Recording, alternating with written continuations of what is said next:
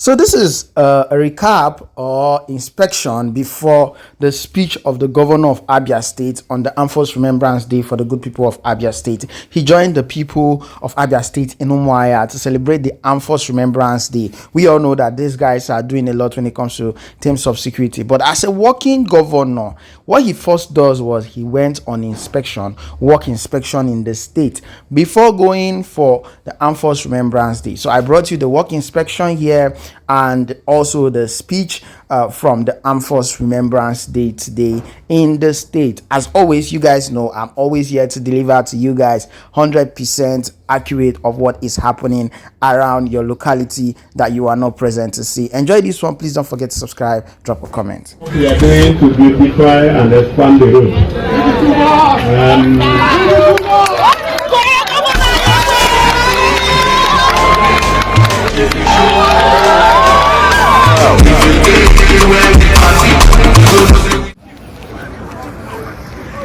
The Lord, Honorable Justice. Okay. Hi. President, Customary Court of Appeal, Abia State. Permit me to use you to reach out to other judges, judicial officers, and all the men of the bench and the bar. Your Excellency, Honor Paul Omerwa, retired, former military governor of Kogi State, Professor Kenneth Kalu, Secretary to the State Government, Pastor Caleb Ajaba, PhD, Chief of Staff to the Governor, Mr. Benson Ojikere, the Head of Service. Permit me to use you to reach out to the body of permanent secretaries and all civil servants that are here with us, honorable commissioners and your spouses, special advisors, senior special assistants, and aides to the governor. Permit me to use the special advisor on security, Commander McDonald Oba, retired, to reach out to all of you. The state coordinator of NYSC, Abia State, Barrister Gladys Adama, I use you to reach out to heads and representatives of various federal and state parastatals, agencies, boards, and commissions that are here. The Chief Medical Officer of the Federal Medical Center, Umuhia, Professor Azubike Onyebuchi. Let me also use you to reach out to the Chief Medical Officers and other medical personnel operating in various health institutions in the state who found time to join us here today. All service commanders and heads of other paramilitary agencies that are here, especially the Commander, 14th Brigade, Nigerian Army, Brigadier General Odia, Captain O.A. Eyitayo, Commandant of the Nigerian Navy College of Accounts and Finance, Ilawarenta, Commissioner of Police, Danladi Esa, senior officers of the Nigerian Armed Forces and other sister agencies that are here with us, Chairman, Nigerian Legion, Abia State Council, Commodore Austin Ekekwe Duro, retired.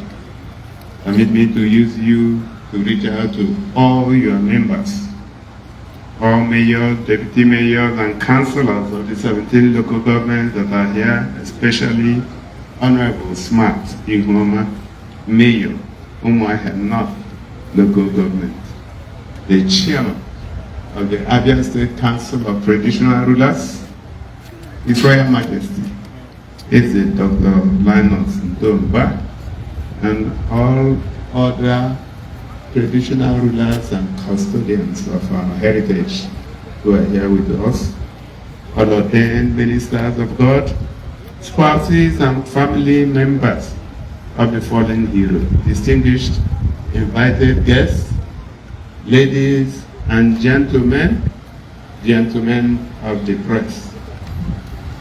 Let me specially welcome you today to the Armed Forces Remembrance and Celebration Day, Otti here in Umuhia.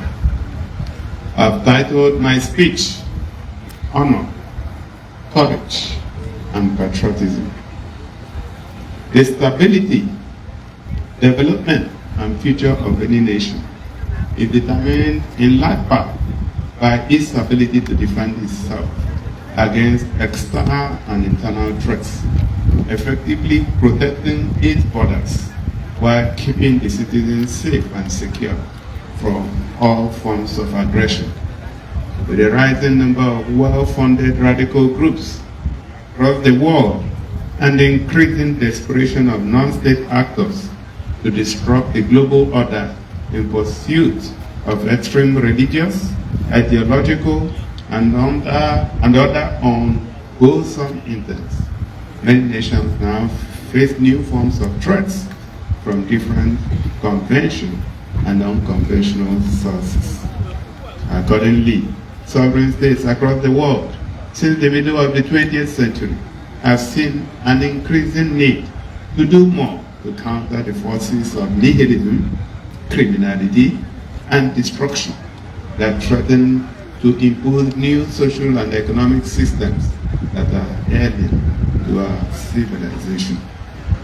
Fighting off the forces that threaten the sovereignty of nations requires very strong and responsive armed forces, populated by officers and men who appreciate that there is no higher calling than fighting and paying the supreme sacrifice, if need be, to defend the territorial integrity of a land.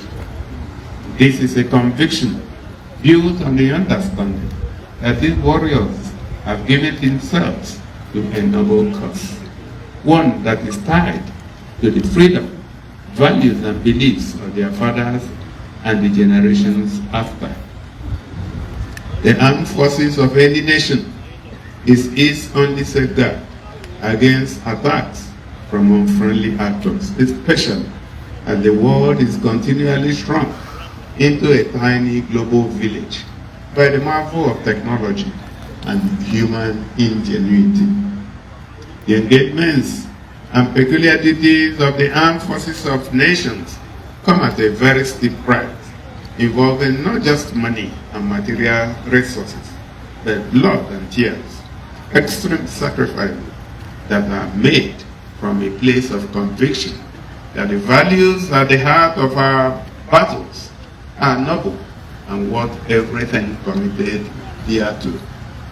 It is therefore not surprising that throughout history, millions of men and women, young and old, have lost their lives in defense of their nations and the values they hold dear. Members of the armed forces who carry on from where these fallen heroes stopped do so in furtherance of the ideals for which their siblings, friends, parents, mentors, and proteges fought and died for. Beyond just the push to keep foreign and local foes at bay, our brave soldiers fighting on air, land, sea, and beneath do so in preservation of the memories of those they love, and to guarantee that their sacrifices are never in vain. As a nation, it is fitting that a day like this is set aside to collectively celebrate the sacrifices of our servicemen and women, and also honor thousands of others who have paid the ultimate price in various battlefronts, starting from the First World War. I would like to commend the federal government for expanding the scope of this event to include the celebration of the active servicemen and women defending our territorial borders from internal and external threats. Today is therefore an excellent opportunity to honor the memories of those who gave their lives that our nation and its highest values might long endure, and to also appreciate those who continue to fight in different battles that this nation founded in great hope and boundless opportunity or optimism might outlive the opposition of an amalgam of powerful forces that are determined to sink it. On this note, distinguished ladies and gentlemen, let me formally welcome you to the 2025 Armed Forces Celebration and Remembrance Day in Abia State. Today's event is both solemn and sober, inviting us to reflect on the enormity of sacrifices made by our compatriots who have answered the call to defend our fatherland and preserve the cause of freedom, peace, and justice across the world over the last century. This gathering presents a special invitation to all of us to think deeply about what we are willing to sacrifice for the good of the Nigerian society and the larger human community. The men whose courage, discipline, and patriotism we celebrate today have laid down a good marker for us to follow in determining how far we are willing to go in a collective push to build a nation that is truly the pride of human race. I would like to, at this point, invite us to remember in a special way the brave servicemen who died in active duty in different parts of the state in the last 1 year. Today, we honor the memories and sacrifices of Staff Sergeant Charles Ugochukwu, Sergeant Bala Abraham, Corporal Uhu Gideon, Corporal Ibama Ikechukwu, Lance Corporal Augustine Emmanuel, and Lance Corporal Uwolabi Ojo. Also remembered with great affection and respect today are Sergeant Ojo Godwin, Corporal Aliyu Sunday, and Lance Corporal Akida Sunday. As a state, we join the Nigerian Army, the hierarchy of the military establishment, families, friends, and all that are taught by the departure of these brave warriors in mourning their painful loss. We are, however, encouraged to look beyond the pain of their passing to celebrate the values that inspired them to choose the path of service to our fatherland in military uniform. As we continue to pray for the peaceful repose of their souls and fortitude to those they left behind, we are encouraged to choose valor over fear in a determined opposition against the grave threats posed by religious and ideological extremists, violent criminals, and all who have refused to subject themselves to the provisions of our Constitution. The good news is that our cause is the righteous one, and whatever be the strength and motivation of the enemy, we shall win this raging battle against insecurity and similar threats to the sovereignty, peace, and stability of our nation. While differences in opinions are common in every democratic society, we have to continually reject all forms of extremism in our interactions and dispositions to existential issues, because there are no perfect situations. At the same time, it must be realized that we have a sacred responsibility to build a better national community by bringing our grievances to the table in a collective search for solutions that generally meet the yearning of the different constituents of the larger Nigerian community. If there is one thing we have learned in the last 64 years of existence as an independent nation, one that has survived an unfortunate civil war and other forms of civil disturbances arising from ethno-religious and political disagreements, it is the fact that violence can neither yield nor guarantee the actualization of satisfactory outcomes. Whatever is gained through violence and extremism is more likely to be lost in a similar fashion in the long run, because injustice is a wound that festers until it is satisfactorily addressed from the roots. We are therefore encouraged to seek resolutions to disputes with wisdom and a general sense of brotherhood instead of resorting to violence, which puts the lives of innocent men and women in grave danger. To all of us, the more important takeaway of today's celebration is the need to evolve a new set of national values that promote justice at the foundation of our national unity, reject corruption and all forms of abuse of public trust, and ultimately enthrone meritocracy, fairness, and an enduring sense of patriotism in the execution of our duties as stakeholders in a national renaissance project.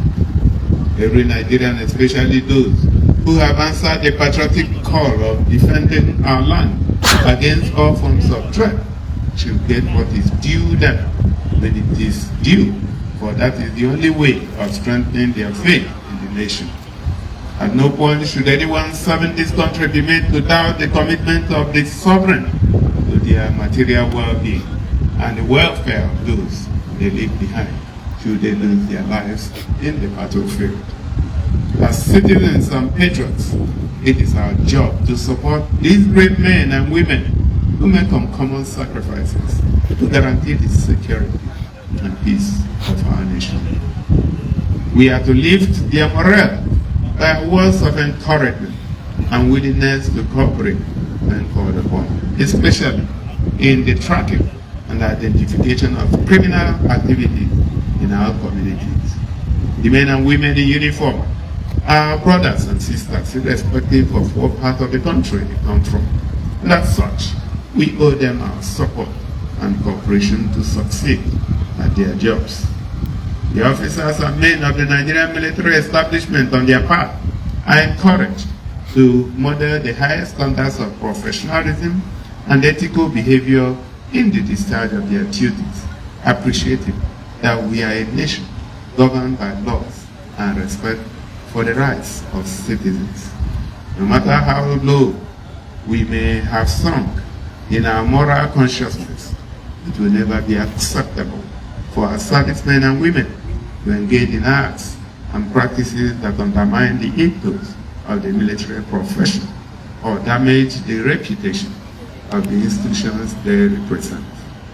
As a state, we shall continue to work very closely and cordially with the various arms of the military and other security agencies to make Abia a safe destination for individuals, families, and businesses.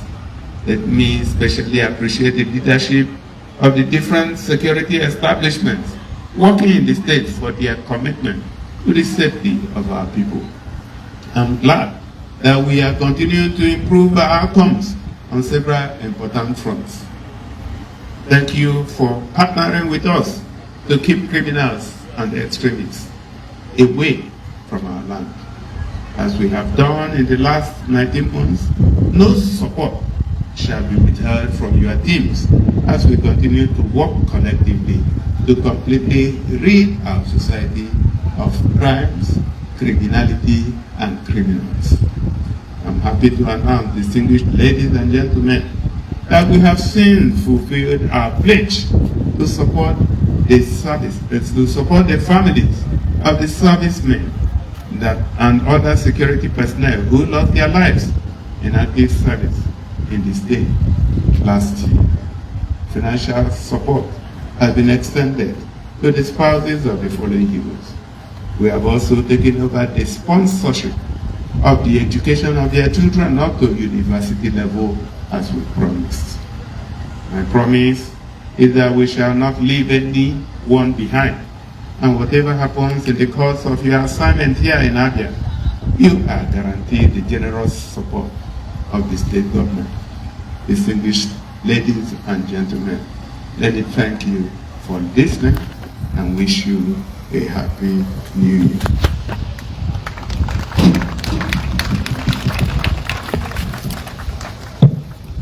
Thank you very much, Your Excellency, sir. Your Excellencies, distinguished guests, senior officers, ladies and gentlemen, the special guest of honor's remarks climax the end of this event. However, the parade commander will now take permission from His Excellency to carry on with the rest of the parade. We'll have the national salute. Please, shall we all rise for the national salute?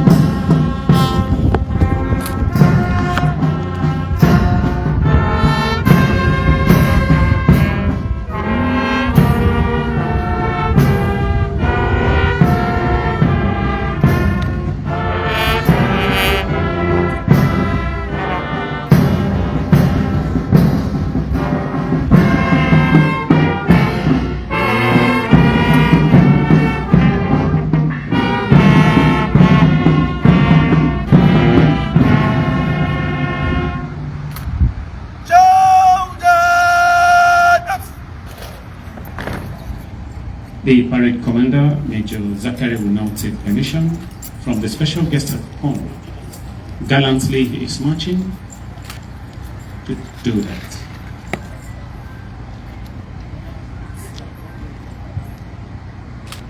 At the end of the parade, may I have your permission to muster the colors and the rest of the parade, Your Excellency.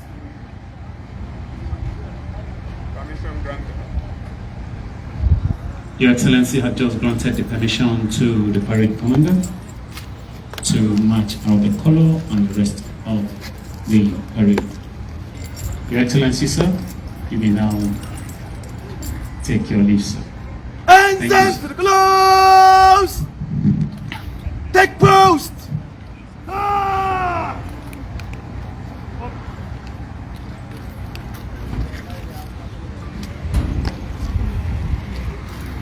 Thank you very much, sir.